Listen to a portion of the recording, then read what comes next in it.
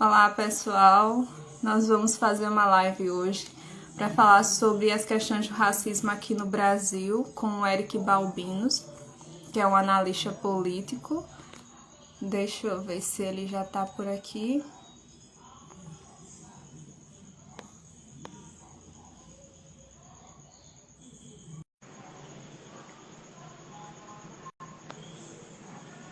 Boa noite para todo mundo. Olá, Eric. Boa noite, como vai? Boa noite a todos. Boa noite. Desde já, muito obrigada por aceitar o nosso convite, por estar aqui conosco. A gente acha que vai ser um tempo muito proveitoso, onde a gente vai poder conversar sobre esse tema tão importante, né, que é como se manifesta o racismo aqui no Brasil. Então, Perfeito. pode fazer suas considerações aí iniciais para a gente começar a nossa conversa. Bom, hoje foi um dia tumultuado, né? E no cenário institucional. E aí, em um país como este, é claro que as questões raciais ficam sempre para debaixo do tapete, são sempre questões que nós resolvemos lá na frente, igual quando a gente é criança, né? Que a mãe fala, na volta a gente compra. Então, nós nunca discutimos com seriedade nenhuma dessas questões, sobretudo no ambiente da igreja, né? Que eu acho que é o nosso público aqui com o qual nós vamos falar hoje. Então, toda oportunidade é bem-vinda para discutir essas questões. Novamente, muito obrigada por aceitar nosso convite. E eu tenho algumas perguntas aqui para ir começando, né? E você pode ir, no tempo que você precisar, comentando sobre isso. Bem, a gente sabe, né, que tivemos aí mais de 3 séculos e meio aí do período de escravidão, tipo período de tráfico negreiro aqui no Brasil. E o Brasil foi um dos últimos países a abolir a escravidão no mundo. Então, como é que a gente poderia observar o racismo atualmente, né? Nós temos realmente um legado da escravidão? A gente pode dizer isso? E também eu queria saber, ainda nessa pergunta, se o Brasil tem e segue a lógica de um ideal eurocentrista e branco. A gente pode dizer essas coisas do país que a gente vive? A gente pode analisar isso no Brasil? Como é que você enxerga? Bom, as duas questões são verdadeiras. Em primeiro lugar, nunca houve uma boa vontade para conosco, né, para os nossos antepassados, sobretudo, o capitalismo brasileiro ele é muito arcaico. Eu falo isso com tranquilidade. A minha formação está muito mais próxima dos liberais, dos conservadores, então é fato. O capitalismo brasileiro sempre foi atrasado, arcaico. Então, enquanto o mundo discutia as questões de igualdade, quando se começou a discutir o fim, né, a abolição da escravidão, o Brasil ainda tinha esses argumentos muito presentes no debate público de que o Brasil é diferente, que o que serve para eles não serve a nós, que a nossa economia vai desmoronar caso a abolição seja levada a cabo, ou ainda que o Brasil viraria um Haiti, um país negro. Isto despertava um horror em amplos setores da sociedade. Quando, já quase no final do século, a abolição é feita, nenhuma política pública é feita para este contingente agora inserido na população enquanto cidadãos. Então, essas questões sempre foram colocadas debaixo do tapete e houve, sim, uma tentativa não só de apagamento da história, como ainda uma tentativa de embranquecer a sociedade. O Brasil teve uma sociedade eugenista brasileira. Aqui em São Paulo, por exemplo, nós temos uma das principais vias da cidade, a Avenida Doutor Arnaldo, que é o Arnaldo Vieira de Mello, que era um grande eugenista.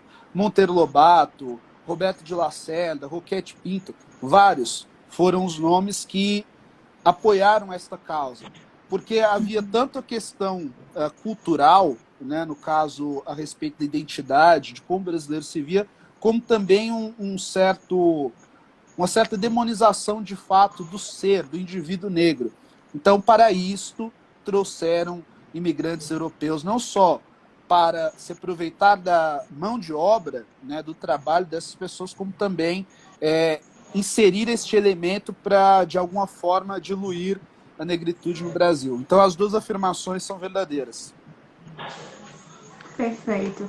Então, como é que a gente poderia, no caso, explicar, mensurar, quantificar como esse legado da escravidão ainda está na sociedade brasileira, né? É o que se chama de racismo estrutural. Mas algumas questões filosóficas se levantam, né, com relação ao racismo estrutural. Quer dizer, no fim das contas, o racismo está na estrutura, então todas as pessoas todos os brancos seriam contribuintes com essa estrutura. E, por exemplo, lendo o James Smith no livro na Estrada com Agostinho, ele fala: quando o mal é banalizado, ele deixa de ser mal. O mal deixa de ser mal. Então, como é que a gente poderia explicar que existe um racismo cultural que veio desse legado da escravidão, sem deixar de responsabilizar, sem deixar de mostrar que o racismo também é pecado, também é um vício moral e também se manifesta de forma individualizada? Como é que a gente poderia fazer isso? Olha, são várias perguntas e é claro que ninguém tem uma solução definitiva para esse problema, exatamente porque, assim como outras questões, elas são perenes, elas passam de geração em geração, e nós simplesmente somos forjados enquanto indivíduos, enquanto sociedade, neste caldo de cultura e reproduzimos. Aqui, exemplo, por exemplo, uma discussão que aconteceu no Big Brother há uns tempos atrás a respeito do cuscuz, que na verdade é uma herança mourisca. E vejo que isso está presente na nossa sociedade, no nosso imaginário até hoje. Imagine a escravidão que durou tanto tempo e que custou muito mais vidas do que a dominação moura na Península Ibérica. Então você repara que este caldo cultural, ele nos contamina sim, inclusive nós, indivíduos negros. Muitas questões, se você discute com as pessoas mais velhas, coisas que nós enxergamos como racismo, como ataques à nossa individualidade, à nossa coletividade, muitas vezes os mais velhos não interpretam desta forma porque estão muito mais inseridos nesse contexto que nós. Por outro lado, você pergunta a respeito de pecado, do racismo, estes pecados da cultura, digamos, também estão presentes no Evangelho quando você vê, por exemplo, a prática da poligamia. Não houve, não há, e algum teólogo me corrija, nenhum mandamento de Deus para que os homens tivessem mais de uma companheira. No entanto, eles adotaram a prática e ela passa por várias gerações, como algo natural. Ninguém questiona isso em várias passagens, eles tiveram tempo de questionar esta prática e não fizeram porque houve uma acomodação cultural para os homens daquele período, era interessante fazer, então isso permanecia. Então a escravidão e o racismo dela decorrente se inserem nesse mesma questão. É quando a cultura se relaciona com a nossa fé cristã, com aquilo que nós entendemos como valor, nós temos que sempre perguntar onde a cultura entra em contradição com o Evangelho. E o Evangelho ele diz muito respeito a valores.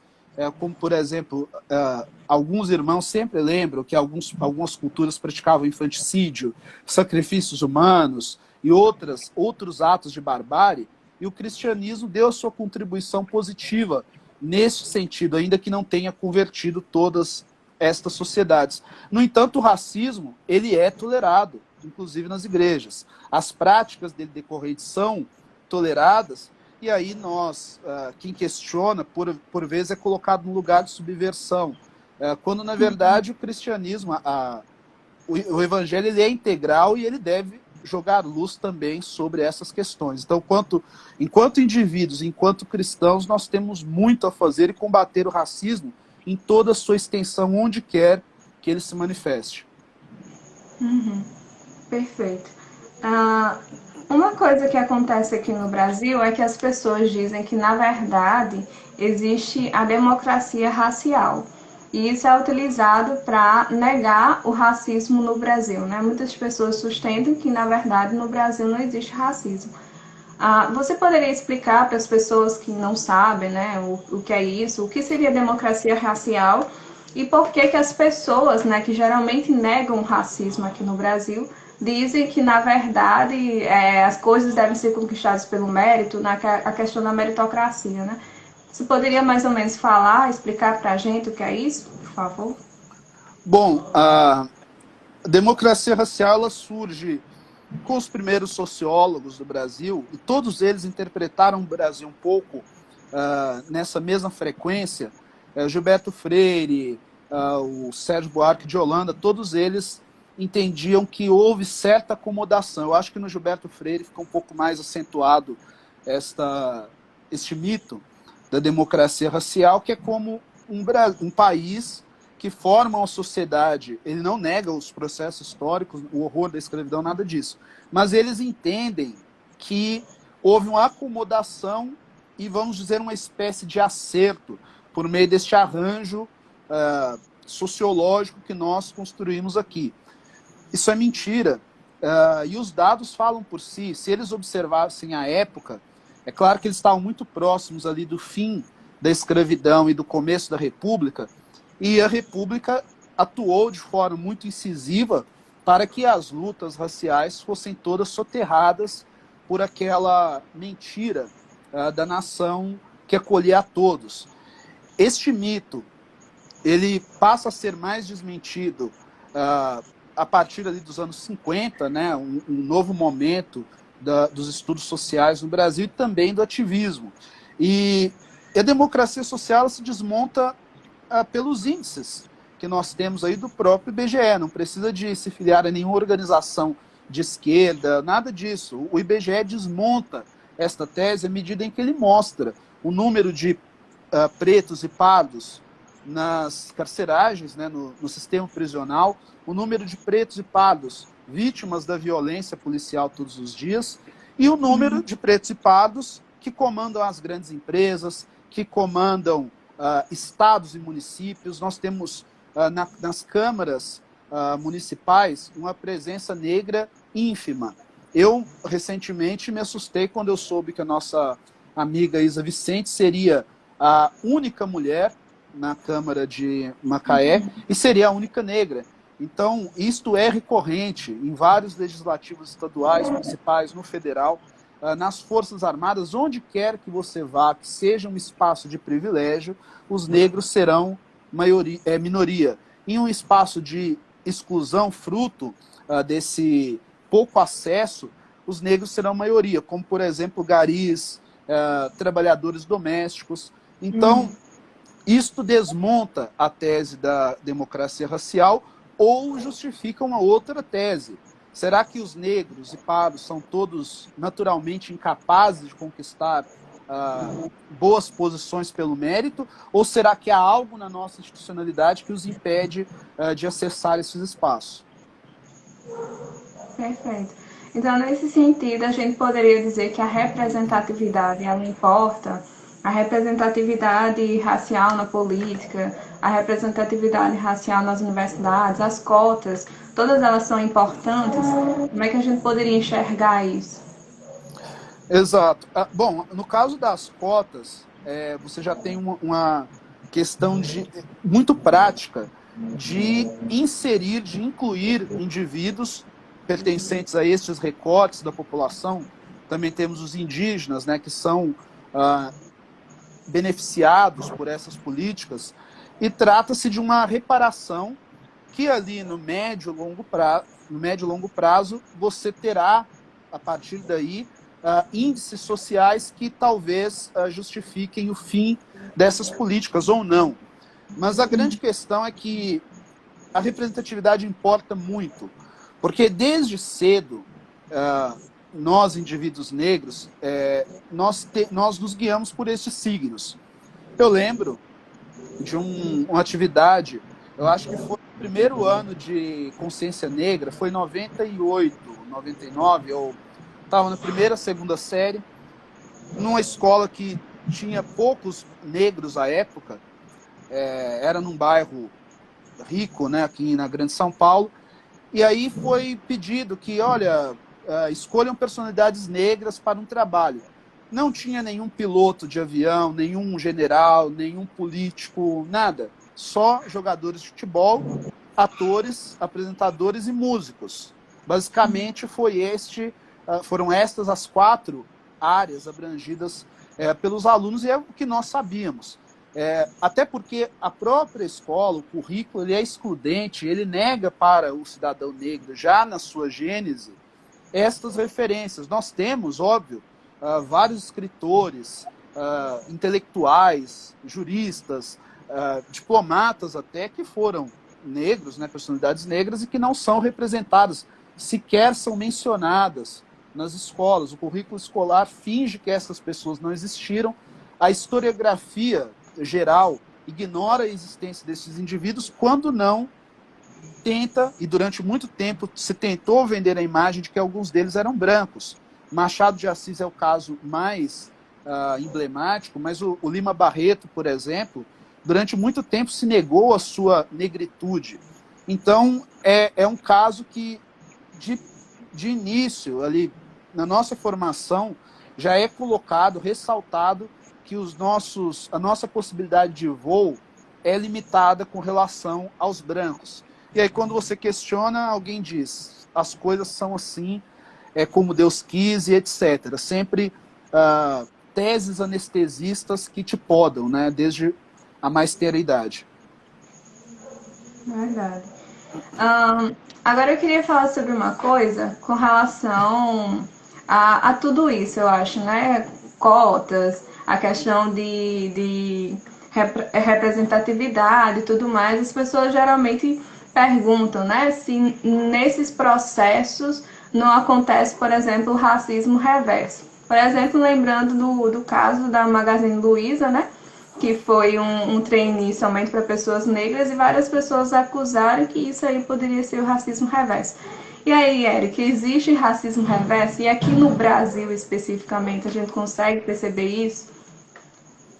Bom, essa tese é absurda, mas é compreensível que as pessoas continuem reproduzindo isso, enquanto nós não conseguirmos, nós negros, né, a comunidade afrodescendente, conseguir influenciar de forma positiva na elaboração do currículo escolar, esta mentira seguirá adiante. Por quê?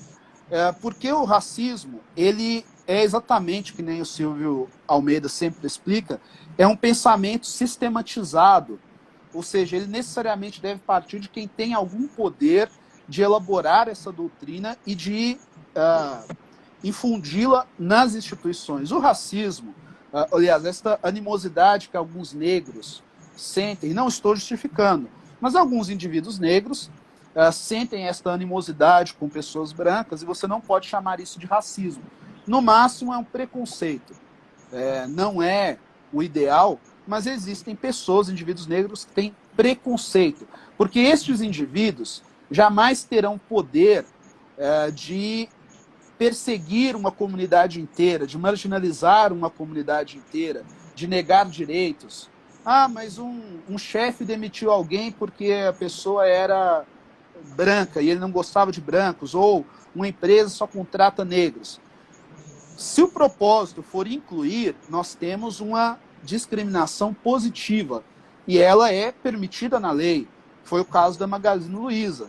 Apesar de toda a grita contra aquele projeto, mas e se eu quiser um projeto, um processo de trainee apenas para brancos? Isso já existe de uma forma ou de outra. Os espaços de privilégio são para pessoas brancas, em sua maioria. Então, naquele caso, foi uma discriminação positiva, e a Constituição permite esse tipo de prática. O que não se permite é aquela discriminação que tira direitos.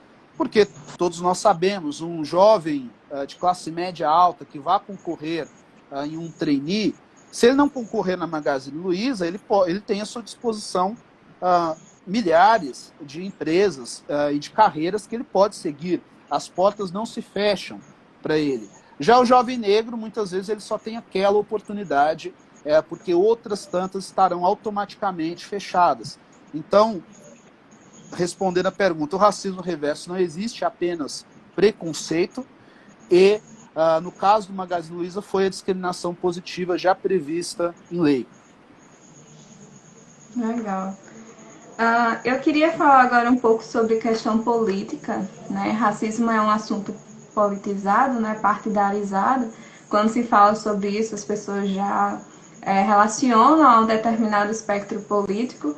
Então, como é que a gente poderia observar isso? Primeiro, a direita brasileira, né? E o seu negacionismo com relação às questões raciais, como responder a isso? E, por outro lado, o extremismo, né, identitarismo de alguns grupos de esquerda mais radicais. No caso, como é que a gente pode combater ambos sem deixar, sem reduzir o debate racial, sem reduzir a importância e tanto de falar sobre o tema quanto do combate com relação ao racismo? Bom, no caso da direita,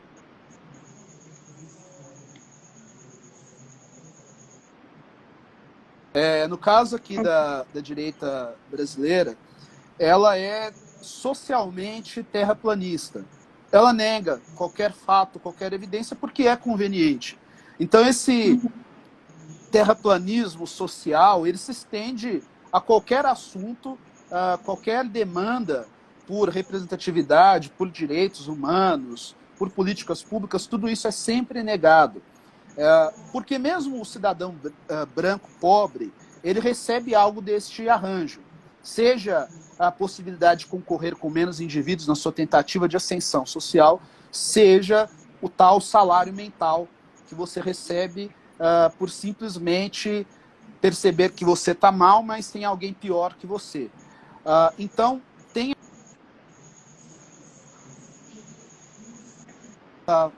vou ter que deixar fone só um instante. Certo. Só para carregar aqui o celular que está no fim. Enfim, do outro lado, você tem uma outra questão, que são esses grupos mais radicais, mas eles são quase que evangélicos, no sentido de que eles enxergam, a cosmovisão deles ela sempre mira numa utopia. Uma utopia que nós somos exatamente iguais àqueles indivíduos escravizados, e não somos. O nosso lugar na história é outro, a nossa posição na sociedade é outra. E se nós fizéssemos o exercício, por exemplo, que seria o sonho de alguns supremacistas, de voltar para a África, muitos de nós não encontrariam ali, apesar de a gente encontrar a referência ancestral ali forte, mas nós não encontraríamos o nosso lugar exatamente porque nós não somos pertencentes àquela realidade. Nós somos uma outra coisa, uma sucessão daqueles grupos. Aqui a antropologia apresenta muito isso, de como vários grupos trocaram conhecimento. Então, os escravos oriundos da Nigéria se misturam com escravos oriundos da Angola, do Congo. Enfim, houve uma mistura muito grande. Então, a cultura afro que se construiu aqui é outra. E nós temos que entender o nosso lugar na história e o nosso lugar também na sociedade. No caso, nós somos a diáspora. E é interessante que nós tenhamos uma relação de fraternidade com africanos, com a cultura africana, ver sempre aquilo como uma referência, mas nosso lugar é outro. E se a gente constrói esta utopia, nós entramos fatalmente em choque com a realidade. Para além de tudo isso, as nossas famílias, os nossos afetos, toda a forma como nós nos forjamos aqui enquanto indivíduo, enquanto grupo social, ele será profundamente afetado por algumas propostas de ruptura, de saída violenta. Eu não preciso dizer aqui que, enquanto cristãos, estas não são as saídas recomendadas para nós. A vingança, o ódio, não são as saídas recomendadas para nós. Porém, o que eu sempre coloco, inclusive, é que o ódio e a vingança, eles são gestados, eles são fermentados nestes ambientes de desigualdade, igual o Haiti. Foi justamente a opressão dos senhores brancos que fez o Haiti se tornar um caldeirão. Mas, em tempos de mínima instabilidade, o ideal é que a gente tente construir saídas na política. E pensar também que nós somos uma sucessão, nós somos um dos elos da corrente. Então, os nossos avós caminharam para que a gente andasse. Nós estamos em um degrau intermediário construindo o futuro. Os nossos filhos e netos terão trabalho ainda nessas questões, nossos bisnetos, e por aí vai. Não dá para construir Roma em um dia, né? Então, são estas as reflexões que eu faço a respeito destas duas questões. Perfeito. E, por exemplo, você poderia nos dizer que tem como fazer a luta antirracismo sem partidarismo? Tem como lutar contra o racismo sem necessariamente abraçar alguma pauta, seja de esquerda, seja de direita, seja liberal, conservador, enfim? Como exigir de autoridades posturas para a eliminação dessa sistemática do racismo sem fazer da política um deus, que muitas das vezes é uma coisa que acontece. Isso é possível, claro. E é claro que o gestor público, quando ele formula políticas públicas, ele parte de dados. Os dados são muito claros. Muitas pessoas hoje em dia, inclusive, que não são de esquerda, esses dias eu vi que vocês conversaram com o Joel Pinheiro, meu conhecido, ele é uma das pessoas que não é de esquerda, mas que concorda com a tese do racismo estrutural, por exemplo, porque basta olhar a história, enfim. No entanto, o gestor público ele está nesse lugar de formular de forma mais impessoal, mas é um pouco difícil exigir que as pessoas, as organizações, que elas formulem os seus pensamentos sem se deixar influenciar por esta ou aquela visão política. Até porque algumas destas correntes simplesmente negam, outras, quando não, nos querem mortos. Então, como não tomar partido, como não tomar lado nesta realidade?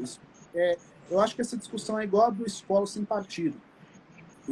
Muitos são contra a ideia de pessoas influenciadas por ideologias, mas elas não são contra as ideologias que excluem aquelas pessoas ou que negam direitos. Então, essa questão é complicada. Eu, por exemplo, durante algum tempo da minha vida, me colocava contra até o movimento negro, porque a maioria é identificada com escolas marxistas, socialistas, mas eu percebi que, por outro lado, as outras correntes, né, inclusive as minhas, não ofereciam nada. E se não oferecem a você nada, você se ferir a quem se aproxima, a quem dá abrigo. Então, e outra questão, nós não temos um movimento negro, nós temos uma miríade de ações, de ideias, de indivíduos trabalhando politicamente ou individualmente, no setor privado, enfim, na academia, nas igrejas. Então, você não tem um único movimento, uma única ação, de modo a colocar aquilo numa caixinha e dizer, olha, vamos rejeitar porque ele é filiado a tal corrente política. Nós temos, sim, uma catarse, né? Nós temos vários indivíduos engajados, mais ou menos engajados em determinados pontos de vista, em determinadas conclusões. Daí, o que eu acho importante é nunca, jamais levar a política como um deus, né? De novo, como conservador, eu entendo que as conquistas se dão aos poucos, né? E dessa forma a sociedade avança melhor. E do outro lado, pensar que sim, as pessoas têm preferências, têm referências, sobretudo, e isto que baliza as suas escolhas enquanto indivíduos ou grupos. Entendi. aqui no Brasil, como é que a gente poderia interpretar o racismo que acontece?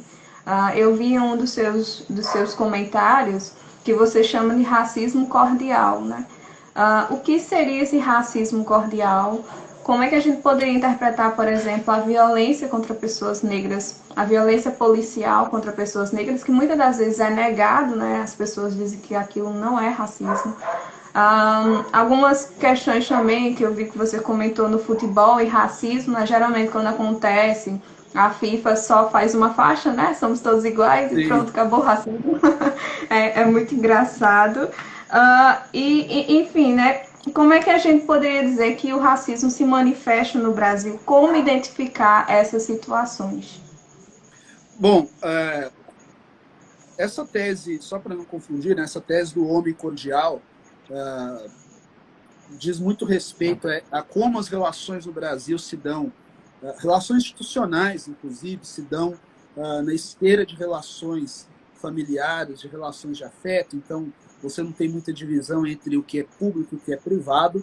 Porém, nesse mesmo espaço, você tem a manifestação do fenômeno da carteirada, por exemplo, do apelo à autoridade de alguém, de algum grupo, porque essas pessoas, né, nós somos herança ibérica, então nós temos aqui a fidalguia, né, um certo sentimento aristocrático, que o seu nome, a sua filiação, sua amizade te favorecem. Porque também era um país de escravos, o escravo não era ninguém. Logo, é bom que você faça apelo à autoridade de alguém para prevalecer naquela discussão, naquele embate. E no caso do racismo cordial, ele de fato é muito cordial. Porque veja você, aqui nós tivemos durante muito tempo a expressão do preto de alma branca. Né? Você é uma pessoa tão legal, tão amiga, que para mim é como se você fosse branco. Ou, eu não olho a cor. Né? Claro que você não olha a cor. Você quer dizer que está galvanizando, porque os amigos são diferentes. Você sabe que o seu amigo nipônico, ele tem determinadas características que norteiam a sua relação, inclusive, com ele. O seu amigo que é da religião afro, em determinado dia ele vai se vestir com determinada cor. O seu amigo judeu, esses dias atrás, ele estava isolado comendo pão sem levedura. Então, é claro que estas questões influenciam nas nossas relações de uma forma ou de outra. Você não chama o seu amigo vegetariano para um churrasco, por exemplo. Então, como não dizer que não se olha a cor, que se é daltônico, como disse o presidente miliciano? Isso é mentira, obviamente. Então, as pessoas nutrem aqui um racismo. Em que sentido? Eu permito que a minha filha se case com um homem negro se ele for bem-sucedido, por exemplo. Este hotel, ele é preto, mas eu já ouvi isso. Eu estou falando porque conhecimento de causa. Na igreja evangélica, fui criado, né, nascido e criado em igreja evangélica, e eu ouvi. E no meu caso específico, que é um grupo pentecostal, mais clássico, tem muito aquela idolatria com cabelos compridos, né, com aquele padrão branco. Então, houve, né, eu vi esses dias a discussão aí da Meghan Markle, e eu me lembrei que uma família vizinha, aqui, algumas quadras aqui da minha rua, há alguns anos, a filha se casou, eles todos italianos, né, pobres, porém com sobrenome italiano, e a filha se casou com um sujeito que estava em ascensão no ministério da igreja, porém um sujeito negro. E aí veio aquela questão, e aí? Né? E aí houve a preocupação se os filhos não seriam muito pretos, houve ainda a preocupação de que, graças a Deus, não nasceram tão pretos assim. Então, pelo menos vão poder ter os cabelos compridos, né? As meninas poderão ter os cabelos compridos, porque são mulatas claras. Então, todo esse tipo de debate existe. E as pessoas que praticam essas coisas, elas não se enxergam como racistas, porque aqui tem a percepção que o racismo só é ruim quando violento. Então, o indivíduo que agride alguém, verbalmente até, mas se ele chama alguém de macaco, esse cara é racista. Porém, não tão racista quanto aquele que agride alguém.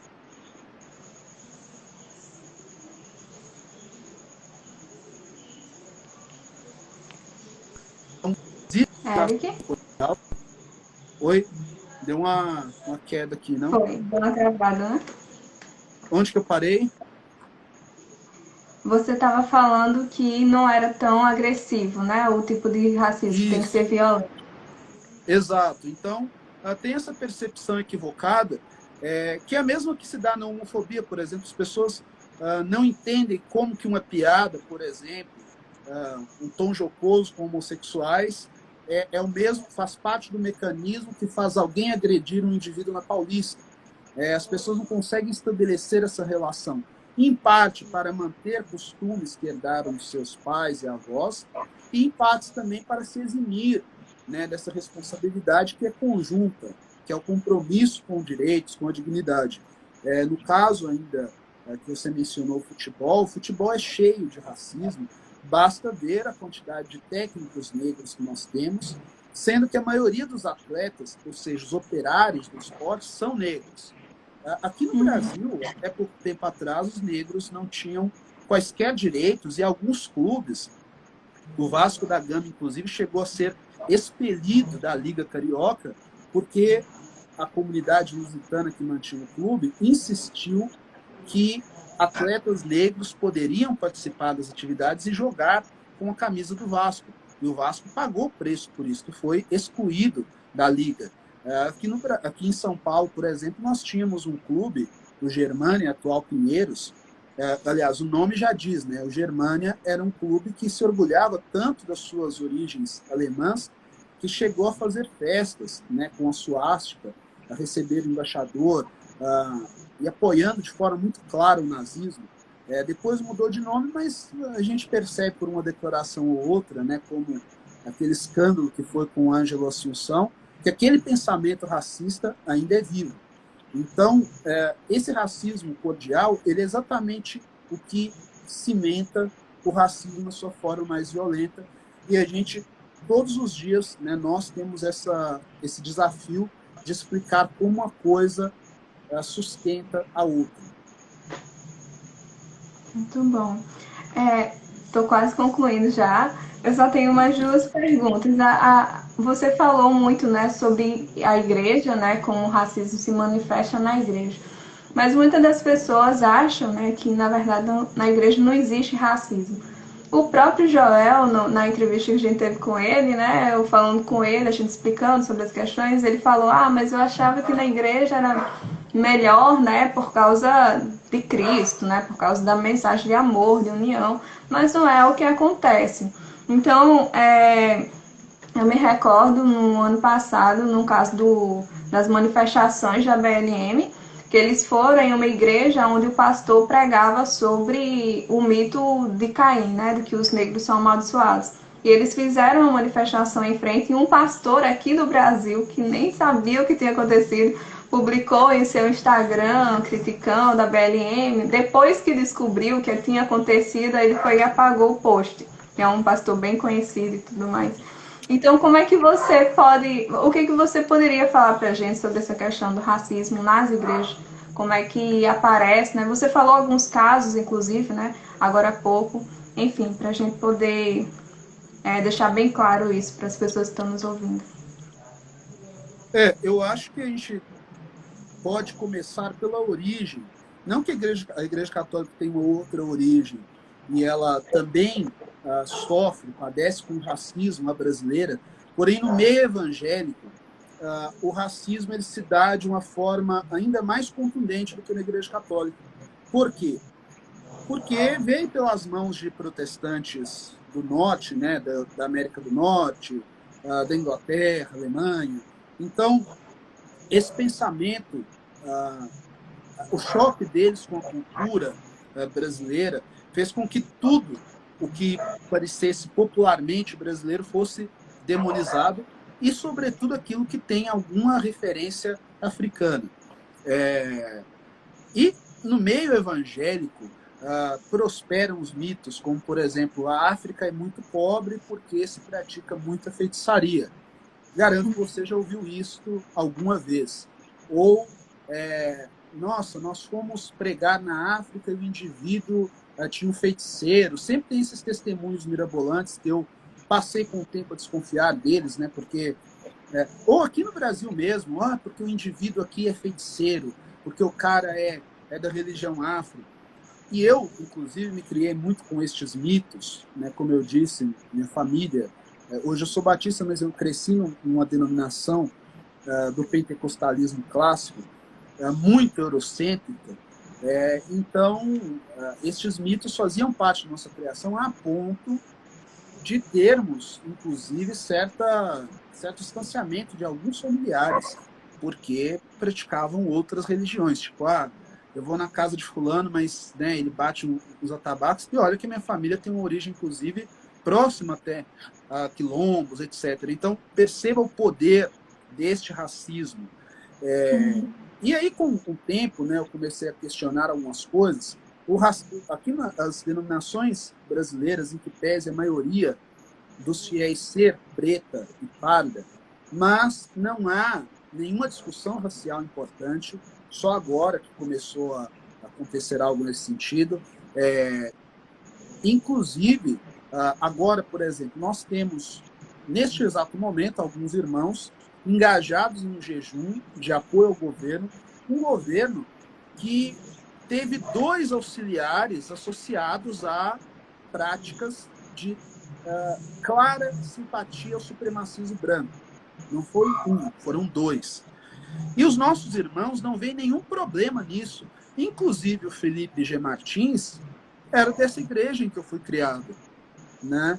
E eu não vi nessa denominação nenhuma manifestação de repúdio à prática dele, ou de desaprovação, nada, chamar para a disciplina, nada disso. Nada disso aconteceu. Estão todos silentes, as pessoas não comentam o assunto, como se ele fosse uma ilha. Enquanto os outros não demonstram práticas semelhantes. Então, as igrejas evangélicas, elas de fato têm um compromisso histórico, já que elas aceitaram o negro apenas enquanto corpo, não enquanto indivíduos, não enquanto povo, de modo que elas perpetuam práticas racistas, elas demonizam. Teve ano passado o caso de uma jovem que foi se batizar na Bahia e foi repreendida pelo pastor por conta do cabelo. A minha mãe, inclusive, que recentemente adotou o cabelo natural, sofreu alguns olhares de reprovação por isso, porque a mulher deve ter os cabelos compridos desde que não seja este cabelo. Você tem que ser apenas literalmente um preto de alma branca, porque as suas expressões, todas elas são brancas. E aí, uma das reflexões que eu deixo aqui, né, para os nossos irmãos que insistem nessa tese, se os negros se comunicavam diretamente com o diabo, né, como eles querem, né, com forças ocultas, por que se deixaram escravizar? Por que nenhum deles reagiu apelando para o sobrenatural contra aqueles que os acorrentaram? Isso não aconteceu. Se não aconteceu, é que talvez não se comuniquem com o sobrenatural da forma como os nossos missionários, os nossos pastores insistem, né? Muito bom. A última pergunta, eu juro. Eric, você tem uma estrada aí que eu acho que vale a pena compartilhar com as pessoas que estão aqui nos assistindo, que vão ver esse vídeo depois, né? Essa live depois. Eu gosto de concluir com a experiência pessoal, né? Às vezes a gente fala tanta coisa que é da teoria, mas eu acho que é interessante falar das nossas experiências, né? E você já foi filiado à MBL? Se eu não estou enganado, você era um dos coordenadores, é isso? Isso mesmo. Bom, então, isso em parte por esta... Eu lembrei de uma personagem aí que fala muito de jornada, mas isso em parte por conta disso. Eu me criei nesse ambiente, né? Não tinha toda e qualquer referência racial ou a mim enquanto pertencente a uma parcela específica da sociedade foi apagada, foi tolhida. E também por isso, meu pai foi militar, então você tem umas referências ali de valorizar muito a disciplina, de valorizar o mérito. Não que isto não tenha o seu lugar, Veja, nós temos a nossa responsabilidade pessoal, mas eu cresci acreditando em alguns mitos, e isso me levou a certa militância. Fui muito radical antes de entrar no MBL, inclusive. Me reconheço hoje como ex-fascista até, né, por algumas teses que eu defendia. Depois, no MBL, eu fui me moderando. E, assim, eu não rejeito a minha passagem pelo MBL no sentido de arrependimento, porque eu aprendi muito, né? Mas ali eu pude me colocar diante de mim, né? Foram quase 5 anos de militância ali, e de rever alguns pontos, né? Sobretudo depois que eu terminei a graduação, né? As coisas aconteceram quase que simultaneamente, porque eu comecei a pós-ciência política em um ambiente com muita influência marxista, né, que é a FESP, e dali surgiu um debate, não necessariamente uma concordância com eles, mas um debate muito saudável, foi apresentado a outros autores, foi um período muito rico. E, mais ou menos nesse período, acontece a minha reaproximação com a igreja. Eu passei muitos anos fora da igreja, por não aceitar aquela proposta de cristianismo que me foi ensinada, e aí eu me reaproximo lentamente, e aí vem o choque, porque algumas visões que eu tinha quando eu fui o direitista mais radical, digamos, eu era apoiado por crentes, né, por alguns. Posso citar um deles aqui, Marco Feliciano. Tem uma foto que um colega meu tirou. Sério? Não. Eu gordo pra caramba, e o Feliciano foi um evento, deixar uma foto com você, né? Aconteceu Chocada. isso. E aí, porque ele acompanhava tal, até a página 2. De repente, estes evangélicos rejeitam aquilo que eu pensava. Ali por 2019, aí nós tivemos aquela eleição muito tumultuada, e aí algumas divergências nos colocaram em caminhos distintos, né? Então, hoje eu me considero ainda um conservador, devo muito ao pensamento liberal, ao pensamento conservador, com toda certeza. Não digo que eu sou um esquerdista, nada disso. Eu acho que eu sou um centrista, de fato. Eu tendo a aproveitar dos dois lados as melhores referências, aquelas que convergem para que eu aprendi, para o que eu fui instruído por meio da fé. Entendeu? Então, essa nova descoberta me fez rejeitar um pouco caixinhas ideológicas. Eu sei que muitos irmãos nossos se reconhecem como liberais, conservadores, socialistas, não importa, e praticam a sua fé de forma muito coerente. Mas, no meu caso, eu preferi uma terceira via, e é nela que eu estou até hoje, e para mim tem sido excelente, porque eu aproveito o melhor de todas as referências. Então eu converso de manhã com o sujeito do Intercept, à tarde com um amigo de algum dos grupos liberais que estão por aí, e vou pegando coisas de todos eles, e no fim vira isso, né? Vira essa salada, mas é onde eu me encontro, né? Ai, Eric, muito legal. Muito obrigada por ter aceitado o nosso convite. Aprendi bastante aqui. Imagina. E o convite está aqui aberto para quando você quiser aparecer aqui e conversar com a gente. Vai ser muito bom conversar contigo de novo. E novamente, muito obrigada mesmo. Você pode fazer suas considerações finais. Sim, bom, eu agradeço o convite, me coloco à disposição para outras conversas. Eu gosto muito do projeto de vocês, acompanho eu acho que desde o início praticamente, mas foi uma ideia sensacional. Inclusive eu prego a palavra das Agostinhas aí para minhas irmãs, um monte de gente aí, eu sempre mostro a página de vocês, e é um trabalho muito necessário, é um ministério muito necessário, eu diria, porque essas discussões, elas não dizem respeito apenas à matéria, né, mas também a uma cosmovisão, de fato.